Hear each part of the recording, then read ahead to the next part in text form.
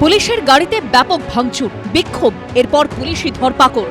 বিদ্যুৎস্পৃষ্ট হয়ে রাজমিস্ত্রির মৃত্যু ঘিরে উত্তপ্ত হয়ে উঠল শাসন। ঘটনাস্থলে গিয়ে আক্রান্ত হতে হলো পুলিশকে। উত্তর ২৪ পরগনার শাসনের গোলাবাড়ি এলাকার বাসিন্দা সৈফুল ইসলাম রাজমিস্ত্রির কাজ করতে এদিন এলাকার একটি বাড়িতে যান সৈফুল। বাড়ির একেবারে গা ঘেঁষেই রয়েছে বিদ্যুতের হাই ভোল্টেজ লাইন। সেখানেই বিদ্যুৎস্পৃষ্ট হয়ে মৃত্যু হয় তাঁর। এরপরই উত্তপ্ত হয়ে ওঠে এলাকা। ঘটনাস্থলে পুলিশ পৌঁছলে পুলিশের গাড়ি ঘিরে ধরে চলে বিক্ষোভ। ইট ছুঁড়ে ভাঙচুর করা হয় পুলিশের গাড়িও। রাস্তায় দেহ রেখে বিক্ষোভ দেখায় মৃত রাজমিস্ত্রির পরিবার ও স্থানীয়রা। লাঠি চার্জ করে অবরোধ তোলে পুলিশ। এই কারেন্টের তলায় কি ওই কাজটা হয়? কাজটা তো হওয়া সম্ভব না। কেন ৩৩,০০০ ভোল্টের লাইনটা ন্যায্য বিচার, যেন ন্যায্য ক্ষতিপূরণ না পাওয়া পর্যন্ত আমরা কিন্তু লাশ তুলতে দেবো না। এটাই আমাদের এলাকার লোকের দাবি। মানে এখানে ১০ জনা ২০ জনা মিস্ত্রি এসছে। মিস্ত্রি আসার পরে কোনো মিস্ত্রি মানে কাজ দেখে চলে গেছে। এই বাচ্চা ছেলের পয়সার লোভ লালসা দেখিয়ে এটাকে তুলে জোর জবরদস্তি তোলা হয়েছে। উঠেছে উপরে সিঁড়ি দিয়ে আর মানে কারেন্টের আকর্ষণে টেনে নিয়েছে।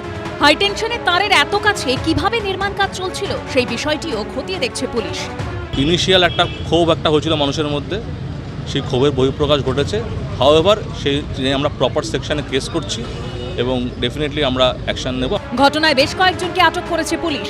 সমীরণ পালের রিপোর্ট, এবিপি আনন্দ, উত্তর ২৪ পরগনা।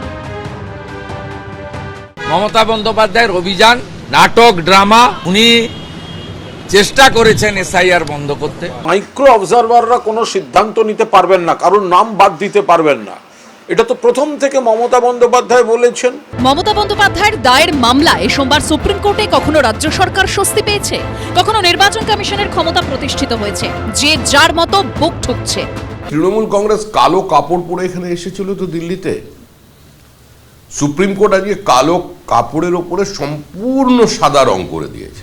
ভারতবর্ষের সংবিধান সব রাজ্যের জন্য প্রযোজ্য, পশ্চিমবঙ্গ আলাদা কোনো রাষ্ট্র নয়।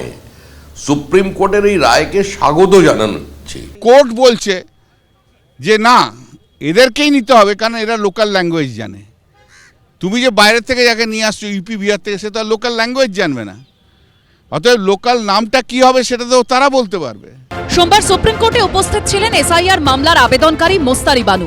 লজিক্যাল ডিসক্রিপেন্সিতে তার নাম কেটে দেওয়া হয়। এরপর সুপ্রিম কোর্টে মামলা করেন তিনি। আমাকে মানে হিয়ারিংয়ে ডেকেছে যে আমার বয়স থেকে বাবা মায়ের মানে ১৫ বছরের কম, এটা আমাকে দিয়ে আমার এটা নোটিশ পাঠিয়েছিল। মানে ভুলভাল এক কথায় নোটিশ পাঠিয়ে গত ৪/২/২০২৬ তারিখে উনি এসেছিলেন।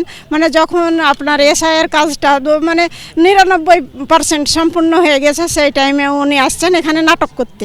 আজকে যখন এই প্রসিডিংস চলছিল সুপ্রিম কোর্টে, আপনি কেন অনলাইনে কেন অ্যাপিয়ার হলেন না? সেদিন অ্যাপিয়ার হলেন না, বুঝে গিয়েছেন নাকি যে সুপ্রিম কোর্টের তরফ থেকে একটা ধাক্কা আসতে চলেছে? এখন আপনি পালিয়ে গেছেন। সব মিলিয়ে এসআইআর ঘিরে বাকযুদ্ধের শেষ নেই। সত্যজিৎ বৈদ্য ও আশাবুল হোসেনের রিপোর্ট, এবিপি আনন্দ। এবিপি আনন্দ, এগিয়ে থাকে, এগিয়ে রাখে।